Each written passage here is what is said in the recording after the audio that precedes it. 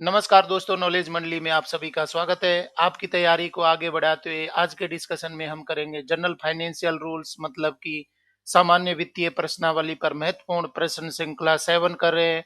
और इसमें 20 क्वेश्चंस करने वाले हैं जो कि बहुत ही महत्वपूर्ण होने वाले हैं। LDC, UDC, ASO, SO, OS, VP, principal, AC, DC examinations के लिए इन पदों के लिए परीक्षाएं कौन कंडक्ट करवाते हैं, जैसे EMRS, NCT conducted by UPSC, KVS, NVS. अगर आप चैनल पर नए हैं तो चैनल को सब्सक्राइब करिए, क्योंकि नॉलेज मंडली एक ही प्लेटफॉर्म पर आपके सारे सिलेबस को, जैसे कि सर्विस रूल्स है, एकेडमिक पार्ट और पेपर का जनरल पार्ट है, वो भी अवेलेबल करवाया जा रहा है। तो चलिए देखते हैं। सबसे पहला क्वेश्चन 121, यदि बजट आवंटन से अधिक व्यय होता है तो इसके लिए कौन जिम्मेदार होता है।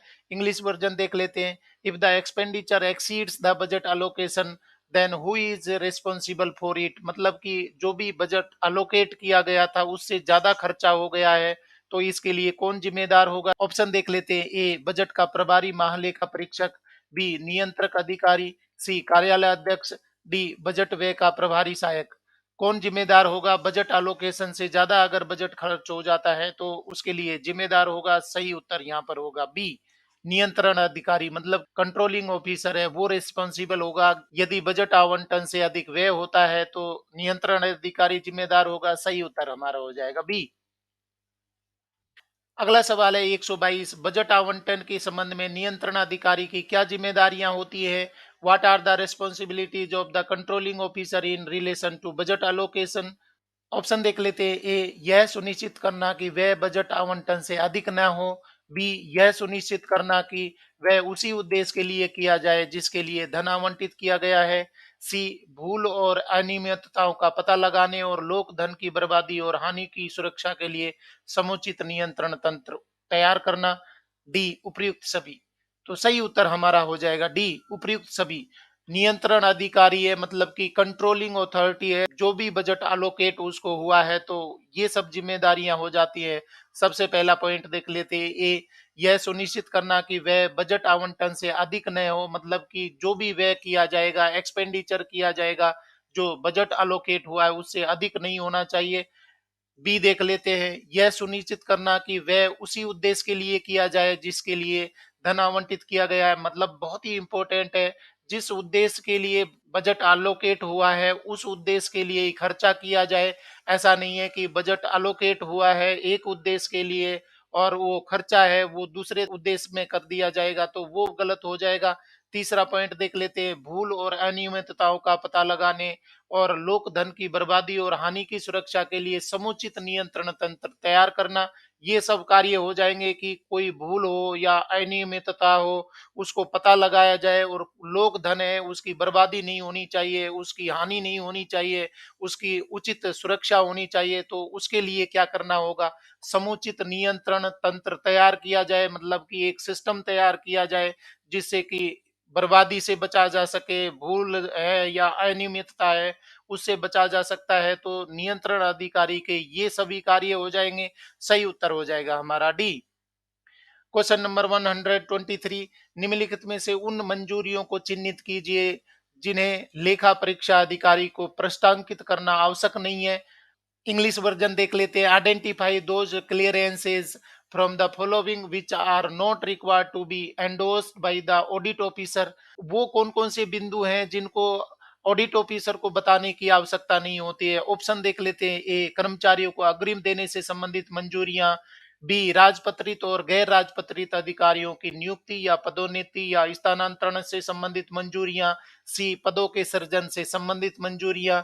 डी, उपर्युक्त सभी। सही उत्तर हमारा हो जाएगा डी, उपर्युक्त सभी।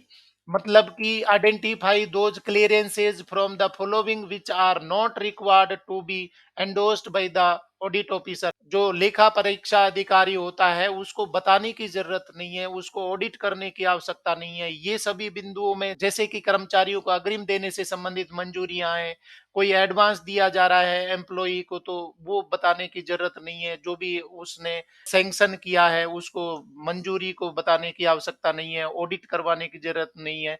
बी में राजपत्रित और गैर राजपत्रित अधिकारियों की नियुक्ति या पदोन्नति या स्थानांतरण से संबंधित मंजूरियां है, कोई अगर ऑर्डर पास किए गए हैं तो उनको भी ऑडिट ऑफिसर को बताने की जरूरत नहीं है। सी पदों के सृजन से संबंधित मंजूरियां हैं, इनको भी बताने की जरूरत नहीं होती है, तो ऑडिट ऑफिसर को ये सब बातें हैं बताने की आवश्यकता नहीं होती है। सही उत्तर हमारा हो जाएगा डी। अगला सवाल देख लेते हैं 124। लोक धन विभागीय राजस्व टिकट अफीम सामान आदि की हानि या कमी के बारे में किसी अधीनस्थ प्राधिकारी द्वारा किसे सूचित करना चाहिए? To whom should a subordinate authority be informed about the loss or shortage of public money, departmental revenue, tickets, opium, goods etcetera? तो किसको बताना जरूरी हो जाएगा अगर कोई अधीनस्थ कर्मचारी है जो देख रहा है, पब्लिक मनी को देख रहा है या डिपार्टमेंटल रेवेन्यू को देख रहा है, टिकट्स आदि हैं या ओपीएम है, गुड्स हैं, इनकी कहीं पर कोई कमी हो गई है या लॉस हो गए हैं तो आपको सूचित करना होगा हायर अथॉरिटीज को या नहीं करना होगा, और अगर सूचित करना है तो कौन से अधिकारी को करना होगा? ऑप्शन देख लेते हैं। ए सांविधिक लेखा अधिकारी, बी अगला उच्च अधिकारी, सी प्रधान लेखा अधिकारी, डी उपर्युक्त सभी। सही उत्तर हमारा हो जाएगा डी उपर्युक्त सभी। मतलब कि लोक धन की हानि हो रही है या विभागीय राजस्व या टिकट अफीम या कोई भी सामान की हानि हो रही है या कमी हो रही है तो अधीनस्थ प्राधिकारी है, किसको सूचित करेगा? सबसे पहले सांविधिक लेखा अधिकारी को सूचित कर सकता है, अगला उच्च अधिकारी जो होगा उसको सूचित करना चाहिए, और सी है प्रधान लेखा अधिकारी है उसको भी सूचित करना चाहिए। तो अधीनस्थ कर्मचारी है या अधीनस्थ प्राधिकारी है वो सूचित करेंगे इन सभी को। सही उत्तर हो जाएगा हमारा D. Move to question number 125। छोटी मोटी हानियों की मौद्रिक सीमा क्या है जिसे अगले उच्च प्राधिकारी को सूचित करने की आवश्यकता नहीं हो? What is the monetary limit for minor losses which need not be reported to the next higher authority? बहुत ही इंपॉर्टेंट क्वेश्चन है कि माइनर लॉसेज हैं वो कितने रुपए तक के हैं जब आपको हायर अथॉरिटीज को सूचित करने की आवश्यकता नहीं होती है? ऑप्शन देख लेते हैं। A ₹20,000, B ₹15,000, C ₹10,000, D ₹5,000। तो सही उत्तर हो जाएगा हमारा C ₹10,000। What is the monetary limit for minor losses which need not be reported to the next higher authority? तो 10,000 रुपए तक का माइनर लॉस होता है, मतलब छोटी मोटी हानियां होती हैं। मौद्रिक सीमा क्या है? इसके लिए 10,000 रुपये सीमा है कि 10,000 रुपये तक का कोई छोटा मोटा कोई नुकसान होता है, हानियां होती है, तो हायर अथॉरिटी को सूचित करने की जरूरत नहीं है। सही उत्तर हमारा हो जाएगा सी। Question number 126। यदि चेकों को गलत या अनियमित तरीके से जमा करने के कारण सरकारी धन की हानि होती है तो इसे निम्नलिखित में से किसे सूचित करना चाहिए? If there is loss of government money due to wrong और irregular deposit of cheques, it should be reported to whom of the following? तो कौन होगा जिसको अगर किसी वजह से रॉन्ग चेक कट गया है या इरेगुलर डिपॉजिट हो गए चेक के द्वारा, तो किसको सूचित करना होगा इनमें से? ऑप्शन देख लेते हैं। ए विभाग अध्यक्ष, बी कार्यालय अध्यक्ष, सी लेखा महानियंत्रक, डी नियंत्रक और महालेखा परीक्षक। सही उत्तर हो जाएगा हमारा सी लेखा महानियंत्रक। अगर चेक के द्वारा कोई गलत या अनियमित तरीके से जमा हो गया है, भुगतान हो गया है, सरकारी धन का हानि हो गई है तो लेखा महानियंत्रक को सूचित करना होगा। सही उत्तर हो जाएगा सी। डियर फ्रेंड्स, नॉलेज मंडली पर आपके सिलेबस से रिलेटेड बहुत सारे कंटेंट है वो अवेलेबल है। आप नॉलेज मंडली की प्लेलिस्ट में जाइए और अपने डिटेल कंटेंट है या सिलेबस है उनको देख सकते हैं, जैसे कि परचेज प्रोसीजर है, एकेडमिक पार्ट है। Question number 127। चोरी कपट आदि के मामले में वह मौद्रिक सीमा क्या है जिससे अधिक के मामले में जांच के लिए पुलिस को सूचित किया जाता है? What is the monetary limit in case of theft, fraud, etcetera, beyond which the police is informed for investigation. मतलब कि इस तरीके के क्वेश्चन है वो पूछ लिए जाते हैं। अगर चोरी हुई है या फ्रॉड हुआ है तो कितने रुपए की लिमिट से ज्यादा चोरी या फ्रॉड होने पर आपको रिपोर्ट करनी होगी, पुलिस में रिपोर्ट देनी होगी, वो लिमिट हमें पता लगानी है। ऑप्शन देख लेते हैं। ए ₹50,000, बी ₹75,000, सी ₹1 लाख, डी ₹2 लाख।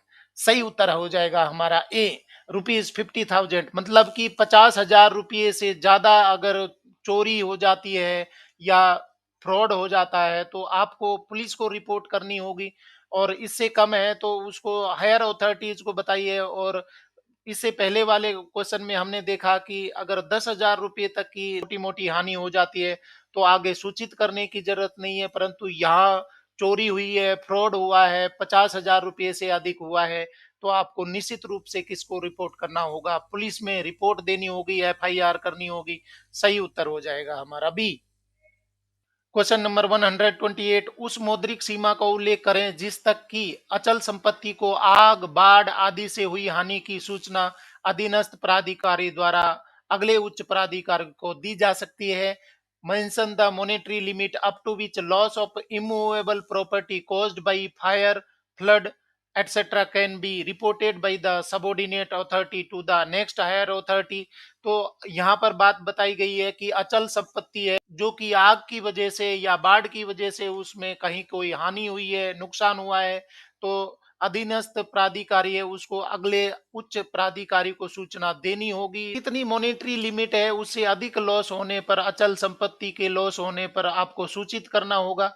विकल्प है हमारे ए ₹5 लाख तक, बी ₹1 लाख तक, सी ₹2.5 लाख तक, डी ₹50,000 तक। तो कितनी लिमिट है जिससे अधिक लॉस होने पर, अचल संपत्ति के लॉस होने पर आपको सूचित करना होगा? सही उत्तर हमारा डी हो जाएगा, 50,000 तक। 50,000 तक की मॉनेटरी लिमिट है जहां पर अचल संपत्ति है, आग की वजह से या बाढ़ की वजह से उसमें लॉस हुआ है, और वो लॉस को आपको क्या करना होगा, सूचित करना होगा। अगर 50,000 रुपये से अधिक तक लॉस हो गया है तो हायर अथॉरिटीज को सूचित करिए। सही उत्तर हो जाएगा डी। डियर फ्रेंड्स, नॉलेज मंडली आपके कंप्लीट सिलेबस को ला रहा है। परचेज प्रोसीजर के डिटेल वीडियो हैं, साथ में पेंशन रूल्स हैं और दूसरे कंटेंट हैं, वो डिटेल में भी अवेलेबल है। अगर आप विस्तृत पढ़ना चाहते हैं तो नॉलेज मंडली की प्लेलिस्ट में जाइए। और साथ में ही एमसीक्यूज के लिए टारगेट रखा गया है कि 10,000 एमसीक्यू आपके लिए अवेलेबल करवा दूं, जिससे कि आपके सारे कंटेंट हैं, पूरा सिलेबस है, कवर हो जाए और कहीं पर आपको भटकना ना पड़े। आप नॉलेज मंडली के एक ही प्लेटफॉर्म पर अपने आप को कंप्लीटली तैयार करवा सकते हैं, अपने सिलेक्शन को भी निश्चित कर सकते हैं। देख लेते हैं अगला क्वेश्चन क्या है एमसीक्यू का। What is a financial year? तो फाइनेंशियल ईयर का मतलब क्या होता है? बिल्कुल छोटा सा क्वेश्चन है, परंतु इस तरीके के क्वेश्चन है वो भी पूछ लिए जाते हैं। ऑप्शन देख लेते हैं। ए किसी वर्ष के 12 माह, बी 1 जनवरी से 31 दिसंबर तक, सी 1 अप्रैल से 31 मार्च तक, डी 1 जुलाई से 30 जून तक। सही उत्तर हमारा हो जाएगा सी, 1 अप्रैल से 31 मार्च तक। मतलब कि वित्त वर्ष या फाइनेंशियल ईयर का मतलब होता है कि 1 अप्रैल से और 31 मार्च तक का जो टाइम होता है, एक वर्ष होता है, उसको आप क्या बोलते हैं? फाइनेंशियल ईयर बोलेंगे। सही उत्तर हमारा हो जाएगा सी। क्वेश्चन नंबर 130, बजट क्या है? What is budget? बजट क्या है इसके बारे में देख लेते हैं। ऑप्शन ए एक वर्ष में की गई प्राप्तियों और भुगतान का विवरण, बी निधियों के विनियोग का विवरण, सी किए गए सभी व्यय का एक रिकॉर्ड, डी केंद्र सरकार की अनुमानित प्राप्तियों और व्यय का विवरण। तो सही उत्तर क्या हो जाएगा हमारा? डी हो जाएगा। मतलब कि केंद्र सरकार की अनुमानित प्राप्तियों और व्यय, मतलब कि रिसिप्ट और एक्सपेंडिचर है, वो उसका लेखा जोखा क्या कहलाता है? बजट कहलाता है। सही उत्तर हमारा हो जाएगा डी। क्वेश्चन नंबर 131, वित्त वर्ष शुरू होने से पहले संसद के दोनों सदनों के समक्ष केंद्र सरकार का बजट प्रस्तुत करने की जिम्मेदारी किसकी होती है?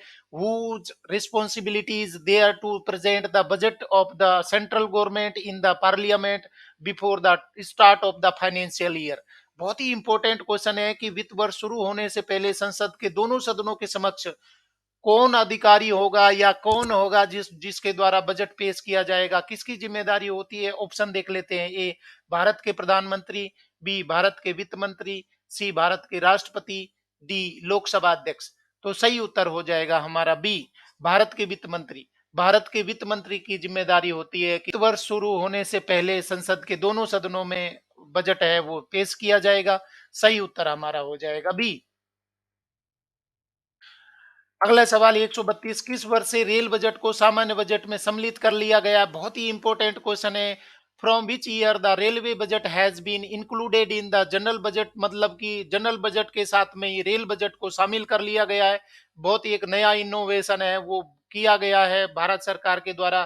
तो ये कब से शामिल किया गया? ऑप्शन देख लेते हैं। ए 2017-18, बी 2016-17, सी 2015-16, डी 2018-19। कौन से फाइनेंशियल ईयर के बजट सत्र में ये शामिल किया गया था कि रेल बजट है वो जनरल बजट के साथ में पेश किया जाएगा? सही उत्तर हमारा हो जाएगा ए 2017-18 में।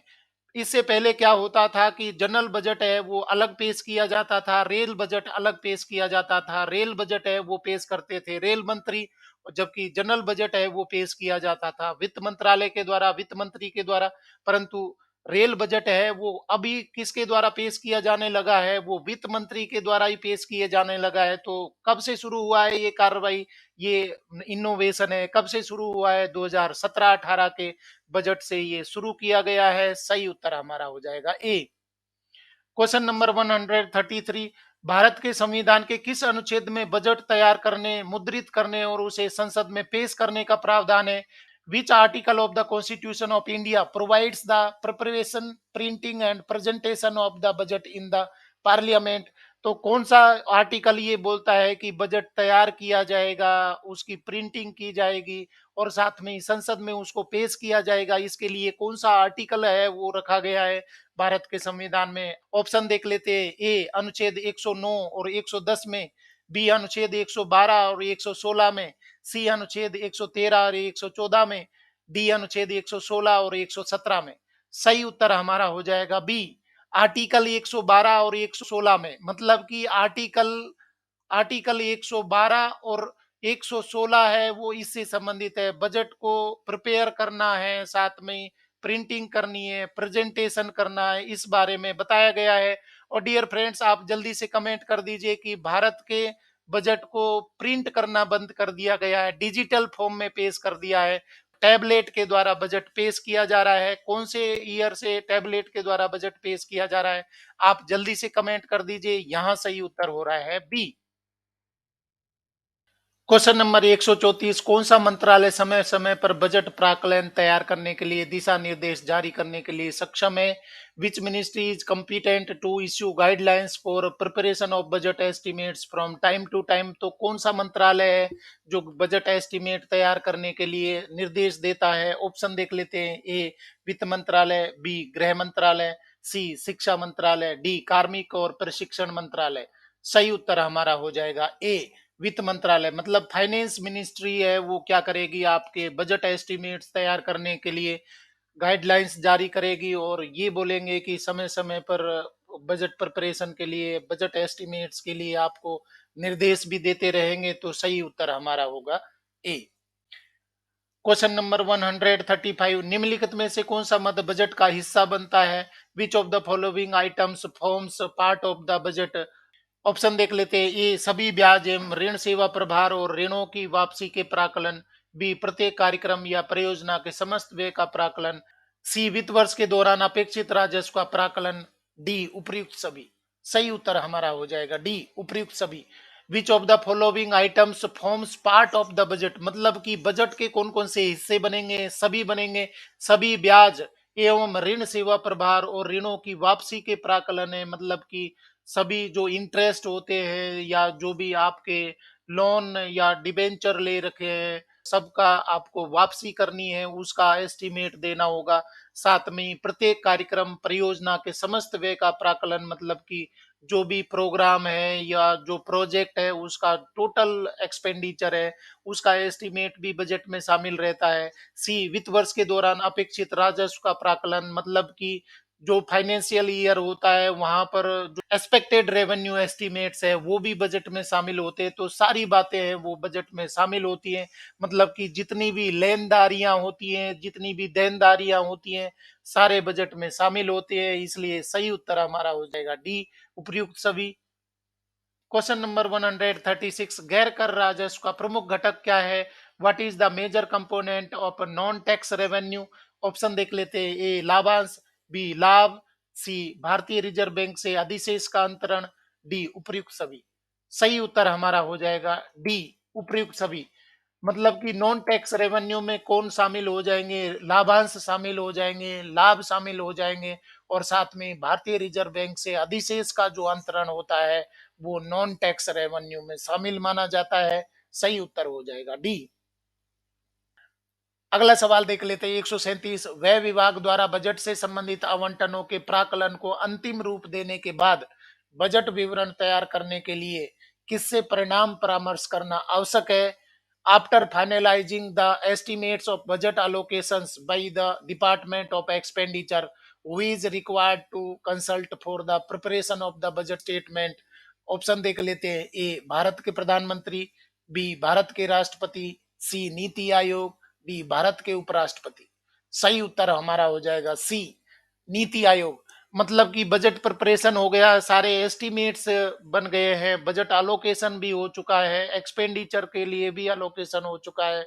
तो बजट स्टेटमेंट तैयार करने के लिए किससे बात करनी होगी, किससे कंसल्ट करना होगा?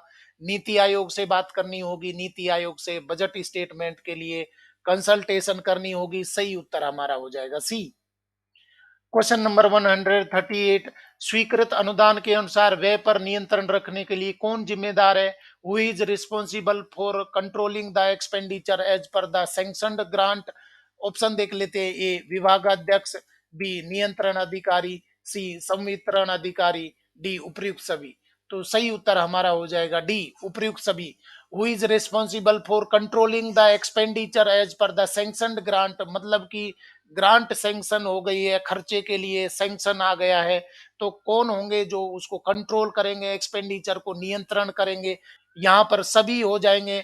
विभागाध्यक्ष है, मतलब कि हेड ऑफ डिपार्टमेंट है, वो भी रेस्पॉन्सिबल होगा, कंट्रोलिंग अथॉरिटी होगी।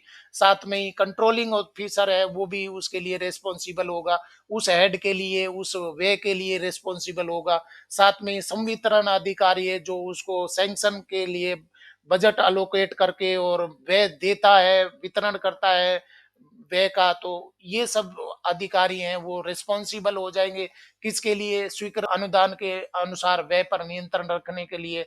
तो हमारा सही उत्तर हो जाएगा D.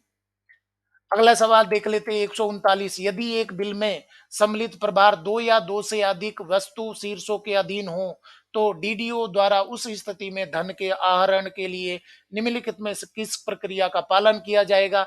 If the charges included in a bill are under two और more commodity heads, which of the following procedure will be followed by the DDO for withdrawal of money in that case?